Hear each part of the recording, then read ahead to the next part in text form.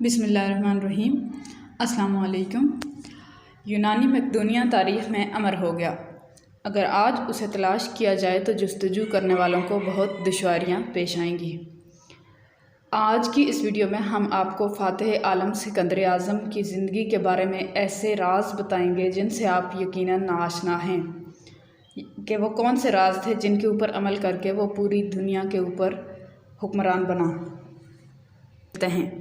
سکندر، جسے دنیا سکندر اعظم کے نام سے جانتی ہے، 20 جولائی 356 قبل مسیح میں یونان کے شہر پیلا میں پیدا ہوا۔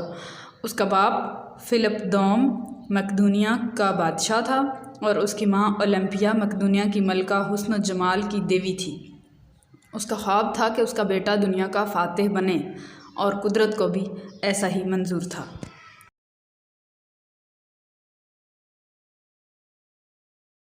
کہا جاتا ہے کہ ایک مرتبہ ایک گھوڑا جو اپنے اوپر کسی کو بھی سوار نہیں ہونے دیتا تھا لایا گیا۔ بہت لوگوں نے سوار ہونے کی کوشش کی لیکن اس نے کسی کو بھی سواری کی اجازت نہیں دی اور سکندر نے کہا کہ لائیں میں دیکھ لیتا ہوں۔ جب سکندر اس کے اوپر سوار ہوا تو گھوڑا آرام سے کھڑا ہو گیا۔ اس پر اس کے باپ فلپ نے کہا کہ بیٹا، تمہارے لیے یہ مقدونیہ کی ریاست نے ابتدائی تعلیم چھوٹی پر ہی حاصل کی۔ بعد ازاں اس وقت کے عظیم ترین فلاسفر ارسطو اس کے استاد بنے۔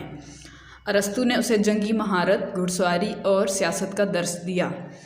سکندر اپنے استاد ارسطو کے بارے میں گویا ہوا کہ میرے لیے استاد کا درجہ اپنے باپ سے بھی زیادہ ہے۔ میرا باپ مجھے عالم ارواح سے زمین پر لایا جبکہ میرا استاد مجھے زمین سے آسمان پر لے گیا، اور کہتا بھی کیوں نہ کہ قومیں تو استاد ہی بنایا کرتے ہیں۔ اس کے باپ فلپ کو ایک دعوت میں جاتے ہوئے ایک امیر نے چھرا گھونپ کر قتل کر دیا تو 20 سال کی عمر میں سکندر تخت نشین ہوا۔ کہا جاتا ہے کہ سکندر نے تخت و تاج کے دعوے دار اپنے سوتیلے بہن بھائیوں کو قتل کروا دیا گیا۔ اس عرصہ میں ایتھنز کی کئی ریاستیں باغی ہو گئیں۔ سکندر نے ان بغاوتوں کو کچل کر دوبارہ ان ریاستوں کو متحد کیا اور انہیں اپنی حکومت کے اندر ضم کیا۔ اس کے بعد اس نے ایشیا کی طرف بڑھنے کا ارادہ کیا۔ دارا سالس، جو کہ فارس کا بادشاہ تھا، وہ اپنی فوج لے کر اکثر یونان کے بحری بیڑوں پر کارروائیاں کرتا تھا، جس کی وجہ سے سکندر کو مجبور ہونا پڑا اور وہ پہلے فارس کی طرف بڑھا۔ دارا اپنی 10 لاکھ فوج کے ساتھ اربیلا یا اربل کے مقام پر سکندر کا منتظر تھا۔ ستمبر 331 میں سکندر نے دارا کی عظیم الشان فوج کو شکست دی۔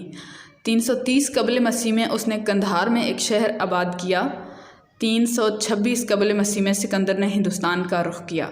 سکندر خود چترال کی طرف بڑھا۔ باجوڑ کے مقام پر الیپسی قوم نے سکندر کا ڈٹ کر مقابلہ کیا مگر آخرکار ان کے مقدر میں شکست ہوئی اور وہ شکست سے دوچار ہوئے۔ اس جنگ میں 40,000 سپاہی مخالف فوج کے قیدی بنائے گئے۔ سوات اور ملاکنڈ کو فتح کرنے کے بعد سکندر مروان کی طرف بڑھا۔ اس علاقے کو فتح کرنے کے بعد اس نے دریائے اٹک پر لکڑی کا پل تیار کروایا اور دریا عبور کرنے کے احکامات جاری کیے۔ اس کے بعد سکندر کا مقابلہ جہلم اور چناب کے تاجدار والی راجا پورس سے ہوا۔ راجا پورس ایک ماہر جنگجو تھا لیکن اس جنگ میں بھی سکندر فاتح ٹھہرا اور راجا پورس کو گرفتار کر لیا گیا۔ جب راجا پورس کو سکندر کے سامنے پیش کیا گیا تو اس نے پوچھا کہ تمہارے ساتھ کیا سلوک کیا جائے۔ راجا پورس نے ایک تاریخی جملہ کہا جو ہمیشہ کے لیے تاریخ رقم کر گیا۔ اس نے کہا، جیسا سلوک ایک بادشاہ دوسرے بادشاہ سے کرتا ہے۔ اس پر سکندر بہت متاثر ہوا اور اس نے پورس کی سلطنت واپس کر دی۔ سکندر نے یہاں فتح کا جشن منایا۔ مورخین کے مطابق اس کا ایک گھوڑا تھا جس کا نام بیوک فالس تھا اور اسی کے نام سے اس نے یہاں ایک شہر آباد کیا جسے آج پھالیا کے نام سے جانا جاتا ہے۔ سکندر اعظم، جس نے اپنی چھوٹی سی ریاست مقدونیہ کو پوری دنیا میں پھیلایا اور چند برسوں میں پوری دنیا کو زیر کر ڈالا، جو یونان سے لے کر ہندوستان تک لاکھوں مربع میل پھیلی ہوئی تھی۔ یہ عظیم فاتح دنیا کو فتح کرنے کے بعد صرف 32 سال اور 8 ماہ کی عمر میں عراق کے شہر بابل میں ملیریا کے باعث انتقال کر گیا اور اس کے بعد اس کا 12 سالہ بیٹا بھی قتل کر دیا گیا۔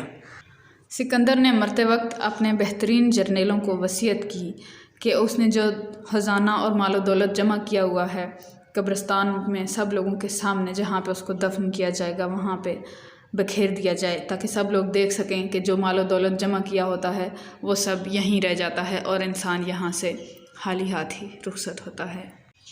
اور اس نے کہا کہ